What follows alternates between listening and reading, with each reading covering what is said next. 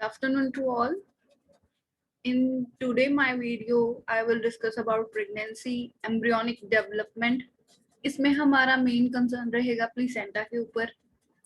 उसमें आपने इसके रिगार्डिंग समझना है कि वो कौन से हार्मोन रिलीज करेगा, प्लीसेंटा के डेवलपमेंट क्या है, उसका अपना क्या रोल है, उसके ऑल्टरनेटिव नेम्स क्या हैं, उनके रीजंस क्या हैं. एक तरह से वो आपने समझना है यहाँ पे. और लेट्स स्टार्ट. यहाँ पे इन्होंने ये फर्स्ट लाइन यहाँ पे लिखी है कि it's like finger like projection. अब यहाँ पे ट्रोफोब्लास्ट आपको याद होनी चाहिए कि मैंने पिछली वीडियो में आपको बताया था, सारी ओरिजिनल फोटोग्राफ्स थी उसमें अंडर माइक्रोस्कोप. एंड फिर भी चलो हम एक बार रिवाइज कर लेते हैं. दैट इज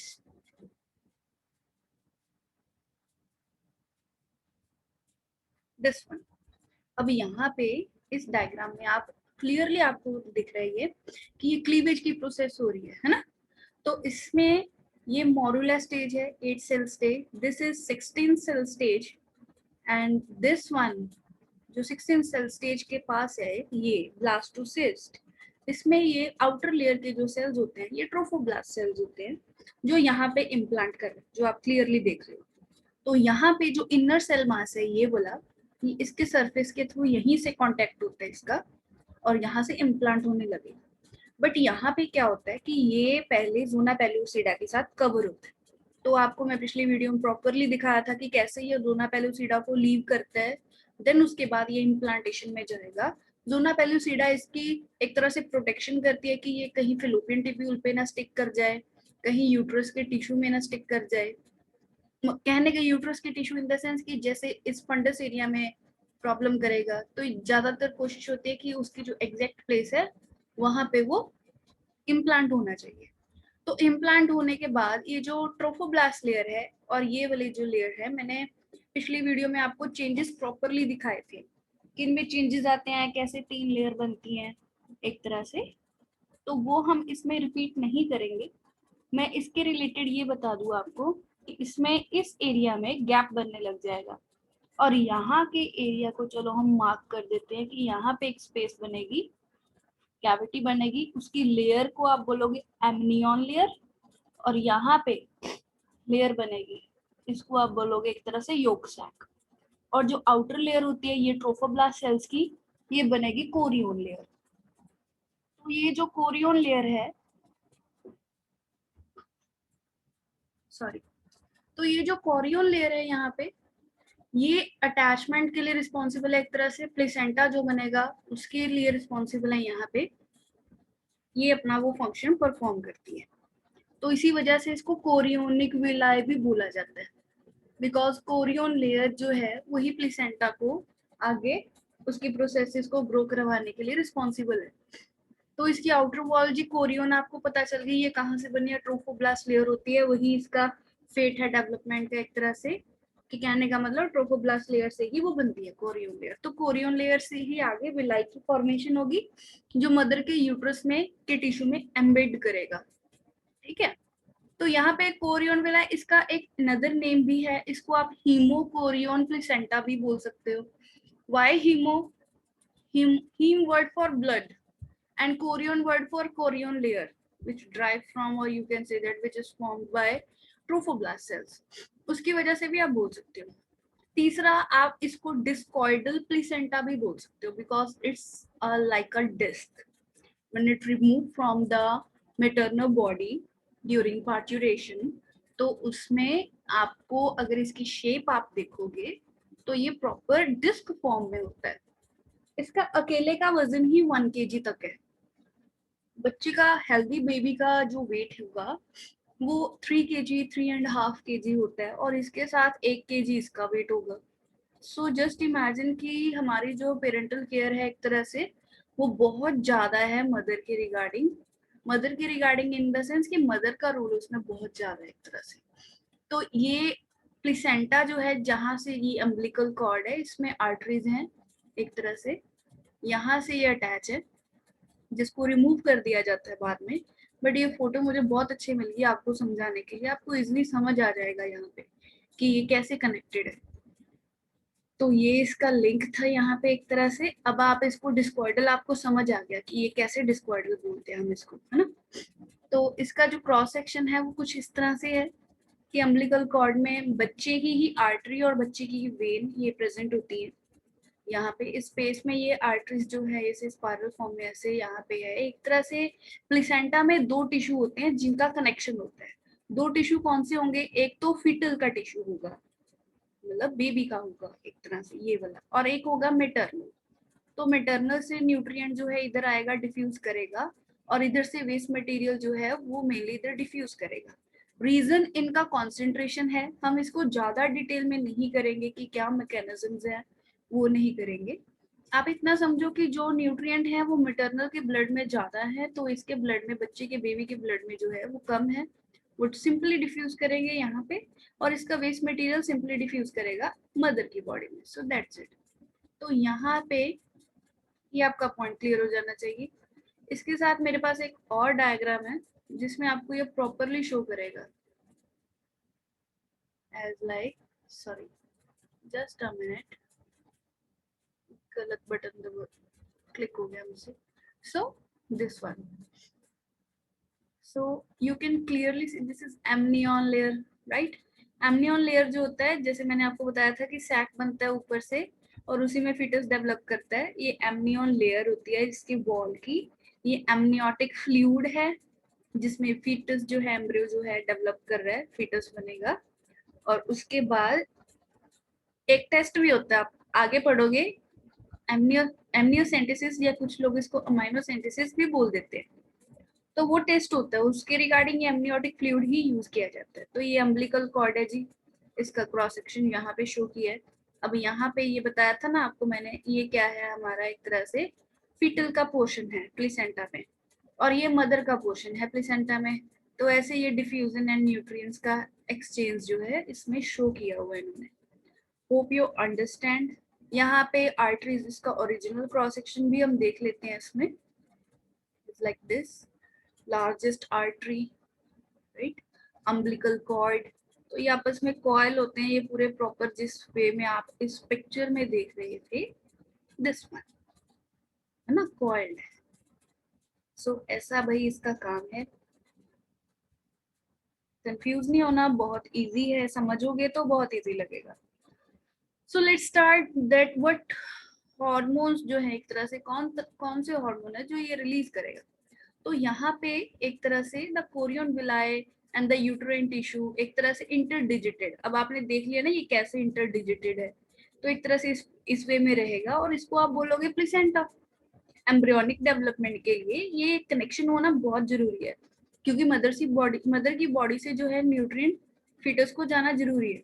अब यहाँ पे प्लेसेंटा जो है ऑक्सीजन की सप्लाई, यहाँ पे आपको फंक्शन पे क्वेश्चन आ जाएगा तो उसमें आपने ये करना है, और नीट में भी क्वेश्चन आएगा तो उसका भी आपने यही आंसर देना है, supply oxygen and nutrient to the embryo, also removal of carbon dioxide and excretory waste material also.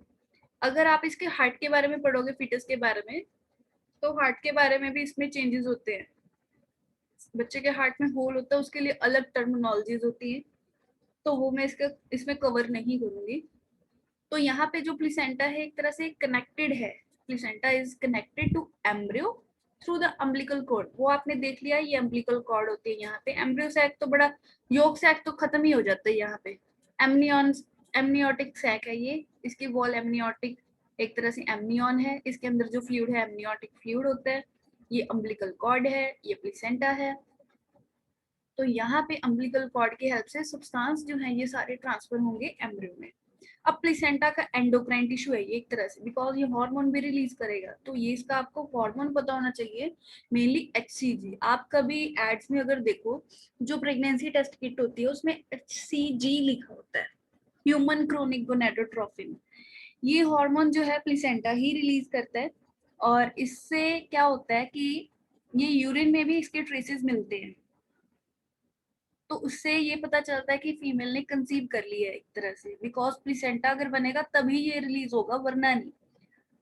Human placental lactogen, oestrogen and progesterone both are responsible for endometrial stability, so they are very necessary. But in later on stages of pregnancy you can say, or you can say that during parturition, यहाँ पे relaxin भी इसकी तरफ से release किया जाता है, जिसकी वजह से क्या हो जाता है कि जो जब डिलीवरी होगी ना यंग वन की, तो वेजाइना से पास ऑन होगा, तो वेजाइना का तो साइज बहुत छोटा है, फीटस का तो बहुत बड़ा है, तो ये फ्लेक्सिबिलिटी लेके आता है मसल्स में. So let us remember that HCG, HPL, relaxin produced in women only during pregnancy. ये आपको याद होना चाहिए, इसके ऊपर क्वेश्चन आता है. In addition, during pregnancy level, other hormones जैसे बॉडी में एस्ट्रोजन, प्रोजेस्टेरॉन, थायराइड, तो ऐसे हार्मोन्स जो हैं ये अपने बहुत ज्यादा सेवरल फोल्ड्स तक बढ़ जाते हैं एक तरह से मदर में, और ऐसा होना भी जरूरी है फीटस की ग्रोथ के लिए. तो कई बार जो लेडीज जो है जिनको हाइपोथायरॉयडिज्म या हाइपरथायरॉयडिज्म ऐसी प्रॉब्लम्स हैं, तो उनकी मेडिसिन जो है वो टाइम टू टाइम चेंज करनी जरूरी है, और टाइम टू टाइम उनका चेकअप जो है थायराइड के रिलेटेड, TSH जो टेस्ट होते हैं हमारे, T3 T4, ये करवाने बहुत जरूरी है. तो यहाँ पे आपको पता चल गया कि कौन से हार्मोन जो है प्लेसेंटा से रिलीज होंगे. तो इससे ये कंफर्म होगा कि एक तरह से फीमेल जो है उसने कंसीव कर लिया. अब यहाँ पे आप ये देखो कि अगर ये इम्प्लांट होगा, तो इम्प्लांट होने से पहले एक पिक्चर मुझे मिली थी यहाँ पे कि ये यूट्रस के टिश्यू के ऊपर ये आके लग गया, और एक तरह से बाहर का जो लेयर है ये ट्रोफोब्लास्ट लेयर है, जो अंदर का ये सेल जो आपको मास सा दिख रहा है यहाँ पे, ये इनर सेल मास है. तो ऐसे इम्प्लांट होते धीरे धीरे, आप ऐसा समझो कि ये जो नीचे वाला टिश्यू है, मान लो ये क्ले का बना हुआ और ये ऊपर ये एक मार्बल है, आपने इसको उंगली से प्रेस किया एक तरह से और ये बीच में धंस गया. बिल्कुल ऐसे ही हमारा जो ये एक तरह से एम्ब्रियो है अभी जो अपनी डिवाइडिंग स्टेजेस पर है, वो भी ऐसे ही इसके अंदर इम्प्लांट होता है. वो बात अलग है कि इसके खुद के सेल्स ऐसे प्रोटीन्स, हार्मोन्स या एंजाइम्स बोलेंगे हम, एंजाइम्स रिलीज करते हैं कि जो यूट्रस की टिश्यू को बाहर से एक तरह से डिजनरेट कर देते हैं और एब्जॉर्ब करते हैं, अपनी जगह बनाता हुआ ये अंदर को चला जाता है. तो इतनी डिटेल हमने वैसे नहीं करनी, आपने डिटेल उतनी ही करनी है जो आपकी बुक में है. That's it, that is sufficient for you. अब यहाँ पे आपको मैंने पिछली वीडियो में बताया था कि हमारे फिटस में या फिर ग्रोइंग एम्ब्रियो में एक तरह से लेयर्स बनती है. तो उन लेयर्स का नाम है, जो आउटर वन होती है वो एक्टोडर्म होती है, जो इनर मोस्ट होती है वो एंडोडर्म है, और जो इनके बीच में मिलेगी आपको वो मीजोडर्म है. इनसे आगे ऑर्गन्स बनेंगे. तो आपको एक ये भी क्वेश्चन आता है स्टेम सेल्स के ऊपर, ये बहुत बार आया है नीट में, that it needed to maintain here that inner cell mass contains certain cells called stem cell which have potency to give rise all the tissue and organs. तो कहने का मतलब हमारी पूरी बॉडी के स्टेम सेल्स जो है यही है इनर सेल मास. तो यहाँ पे ये आप खुद पढ़ो, ये पैराग्राफ आप खुद ही पढ़ोगे तो ही आपको याद रहेगा. इसमें ये बोला हुआ है कि कौन सा ऑर्गन कौन से टाइम पे जो है ग्रो करता है एक तरह से, उसके रिगार्डिंग है. बच्चे की जो साउंड हार्ट बीट जो चेकअप करते हैं जब डॉक्टर के पास जाते हैं, तो वो हार्ट बीट जरूर चेक करते हैं, आपने देखा भी होगा. तो वो कैसे चेक करेंगे, कौन से इक्विपमेंट से करेंगे, कौन से ट्राइमेस्टर में, एक तरह से एक ट्राइमेस्टर कितने वीक्स का होता है, ऐसे क्वेश्चंस आएंगे. कौन सा ट्राइमेस्टर एक तरह से अबॉर्शन के लिए सेफ माना जाता है, ऐसे ऐसे क्वेश्चंस हैं इसमें. बट इसमें मैं आपको ये बता दूं, जो ये फीटस है, अब ये मेल है या फीमेल, इसकी जो रिस्पॉन्सिबिलिटी है हमारे क्रोमोसोम्स के ऊपर है, जिसको आप सिंपली बोल सकते हो सेक्स डिटर्मिनेशन. आपको मैं थोड़ा सा ये बता दूं कि सेक्स डिटर्मिनेशन जो है ये बहुत सारे फैक्टर्स के ऊपर डिपेंड है. वो बात अलग है कि ह्यूमंस में ये जो डिपेंड है एक तरह से सेक्स डिटर्मिनेशन की जो प्रोसेस है is based on sex chromosome. Simply जो क्रोमोसोम्स हमारी बॉडी में, हमारे सेल्स में जो सेक्स डिटर्मिनेशन के लिए रिस्पॉन्सिबल है, बिकॉज उनमें कुछ ऐसी जीन्स हैं जो इनके, हाँ, जो मेल रिप्रोडक्टिव सिस्टम है, फीमेल रिप्रोडक्टिव सिस्टम है, उनको बनाने के लिए रिस्पॉन्सिबल है. तो ऐसे क्रोमोसोम्स को हम सेक्स क्रोमोसोम बोलते हैं. एंड एज यू नो हमारी बॉडी में 23 बॉडी बोल रही मैं, सॉरी, हमारे हर सेल में 23 पेयर है एक तरह से क्रोमोसोम्स का, है ना. तो 23 पेयर है, और 23 के पेयर में आप इसको ऐसा भी लिख सकते हो 23, है ना. तो इसमें एक एक क्रोमोसोम जो है, जैसे 23 का एक सेट है तो आप इसको 22 प्लस एक्स लिख सकते हो, 22 प्लस एक्स. एक सेट में। अगर मेल चाइल्ड है तो क्या होगा, अगर फीमेल चाइल्ड है, पहले हम फीमेल का लिख लेते हैं, ठीक है। मैंने 23 को स्प्लिट करके लिखा एक तरह से, 22x, ये है बेबी गर्ल, फाइन।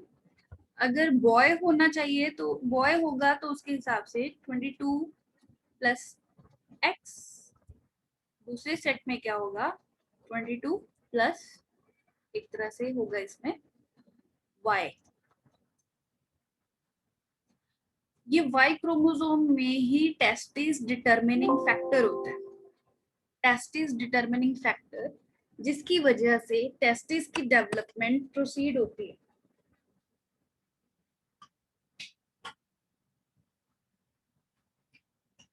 उसके बिना आप ये बोल सकते हो कि अगर कोई अबनॉर्मल केस है, क्रोमोसोमल डिस्टरबेंस है, ऐसे अबनॉर्मल केसेस हैं कि अगर x 3 है, होने तो 2 चाहिए, x 3 है तो भी वो फीमेल ही होगी। अगर y होगा तो वो मेल है, अगर y नहीं है तो वो फीमेल ही है। वो बात अलग है कि वो अबनॉर्मल केस आ जाएगा, जो आप +2 में आगे जो मेंडल का चैप्टर है उसमें पढ़ोगे। तो इसमें ये कंडीशन है। अब मैं आपको ये बताऊं कि ये जो क्रोमोसोम मैंने 22 लिखे हैं, इनका सेक्स के डिटर्मिनेशन के रिलेटेड कोई लिंक नहीं है। इनको आप ऑटोसोम बोलोगे। जो क्रोमोसोम सेक्स के लिए रिस्पॉन्सिबल है डिटर्मिनेशन के लिए, उनको आप सेक्स क्रोमोसोम्स बोलोगे। और जो मेल का केस है, जैसे ह्यूमंस में मेल्स का केस है, तो मेल्स में एक सेट में एक्स क्रोमोसोम मिलेगा, ये साइज में बड़ा होता है as compare to Y chromosome. और फीमेल्स में अगर मिलेंगे तो दोनों के दोनों एक्स ही मिलेंगे। तो जब गेमीट्स बनते हैं तब उनके बाद जो ज्वाइनिंग होती है गेमीट्स की, वो डिफर करता है। अब यहाँ पे किस तरह से होगी, अब यहाँ पे जो फीमेल है, जो फीमेल है उसमें क्रोमोसोम किस तरह से होंगे, एक तरह से। और जो क्रॉस करेगा एक तरह से, फीमेल जो है ये मेल के साथ इसका क्रॉस है, क्रॉस इन द सेंस की ब्रीडिंग यू कैन से। अब इनके बच्चे होंगे, सिंपल भाषा में मैं अगर बोलूं तो इसके जो गेमीट्स बनेंगे ना फीमेल में, आपने गेमेटोजेनेसिस पढ़ ली, आपको पता होना चाहिए कि जो गेमीट्स होते हैं वो हैप्लॉइड बनते हैं, इसमें सब में ही हैप्लॉइड होते हैं। तो इसमें आप 22 एक सेट है, 22 प्लस अगर फीमेल है तो दोनों गेमीट सेम बनेंगे, तो आप एक बार लिख दो 22 प्लस एक्स। बट जो हमारा मेल है उसमें क्या होगा, उसमें दो तरह के गेमीट बनेंगे, एक तो एक्स वाला बनेगा, ठीक है, और दूसरा गेमीट जो बनेगा इसमें वो होगा 22 प्लस वाई वाला। तो अगर भाई यहाँ पे मैं आपको बताऊं कि अगर फीमेल का ये गैमीट या फिर मेल का ये स्पर्म इसकी इस एग के साथ मिलेगा जिसका डीएनए लेवल ऐसा है, इसका तो सेम ही है फीमेल का, तो फीमेल में आप एक टर्म यूज कर सकते हो heterogametes. Heterogametes means same type of gametes are formed in a female body, you can say that, या फिर by female reproductive system. But in case of male in humans, two type of gametes are formed having X and Y chromosome respectively. तो इसको आप बोलोगे हेट्रोगेमेट। तो यहाँ पे तो भाई आएगा बेबी गर्ल, आपने ये याद रखना है। यहाँ पे एक्स एक्स कॉम्बिनेशन है, मैं सिंपल एक्स एक्स लिख रही हूँ, आपको समझ आना चाहिए।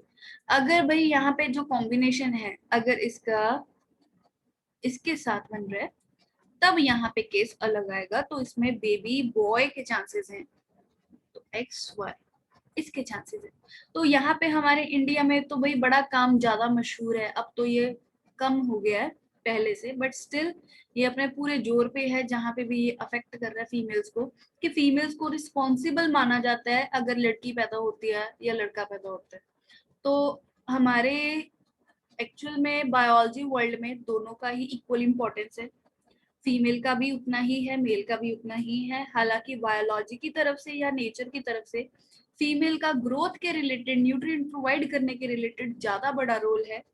तो यहाँ पे फिर भी हम ऐसा ही कंसिडर करेंगे बिकॉज डीएनए लेवल पे दोनों का बराबर रोल है, 50% फीमेल का 50% मेल का, तो दोनों ही इक्वली इम्पोर्टेंट है। बट जो हमारे मिथ हैं उसके हिसाब से फीमेल्स को एक तरह से प्रॉब्लम फेस करनी पड़ती है मेल्स की तरफ से या मेल की सोसाइटी के साथ कंपेयर करके, जो कि सरासर गलत है। मेल अपनी जगह बेस्ट है, फीमेल्स अपनी जगह बेस्ट हैं। अगर कोई काम या फिर अगर मिलके करेंगे या कोई भी रिस्पॉन्सिबिलिटी अगर मिलके निभाएंगे तो वो प्रॉपर वे में तभी हो सकती है अगर दोनों का रोल अच्छे से प्ले होगा उसमें। तो ये थी अलग बात। यहाँ पे ये आपको याद पता होना चाहिए कि ह्यूमंस में जो मेल्स हैं ये हेट्रोगेमेटिक है। तो अगर बेबी गर्ल है या बेबी बॉय है, इसके लिए अगर हम रिस्पॉन्सिबल बोले भी बायोलॉजिकल वे में, एक्चुअली वो रिस्पॉन्सिबल नहीं है, क्योंकि इसमें कुछ कंट्रोल नहीं होता नेचुरल वे में कि कौन सा स्पर्म जाके फ्यूज करेगा फीमेल के एग के साथ, कहने का मतलब एक्स वाला या वाई वाला।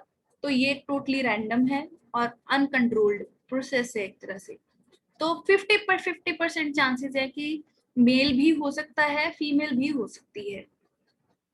बर्थ के टाइम पे बेबी का जो जेंडर है वो एज अ मेल या फीमेल, दोनों के 50-50 चांसेस है। तो यहाँ पे ये हमने जो पढ़ी है एग्जांपल, ये सेक्स क्रोमोसोम की वजह से डिटर्मिनेशन है इसकी। बट आप कुछ में देखोगे जैसे क्रोकोडाइल हो गया, लिजर्ट हो गया, एलिगेटर्स हो गए, इनमें टेम्परेचर रिस्पॉन्सिबल है कि जब इन्होंने एग ले किए तब बाहर का इन्वायरमेंट का टेम्परेचर कितना था, उसके हिसाब से जेंडर जो है इनका डिसाइड होता है। दूसरी बात एक तरह से कि कई बार क्या होता है, जैसे बुनीलिया एक वॉर्म होता है, मैं आपको जस्ट जनरल ही बता रही हूँ, इसमें आपने करना नहीं है। बुनीलिया वॉर्म होता है, इसमें एक तरह से देखा जाता है अगर वो अपने जब एग ले करती है एक तरह से, उसमें लार्वी जो निकलता है, अगर वो लार्वी बाहर ही रहकर डेवलप करेगा तो वो डेवलप करेगा एज अ फीमेल। अगर वो मदर की बॉडी के अंदर डेवलप करेगा in the uterus as a parasite, then it will develop as a male. तो यहाँ पे हैबिटेट और न्यूट्रिएंट कंटेंट का भी डिफरेंस है।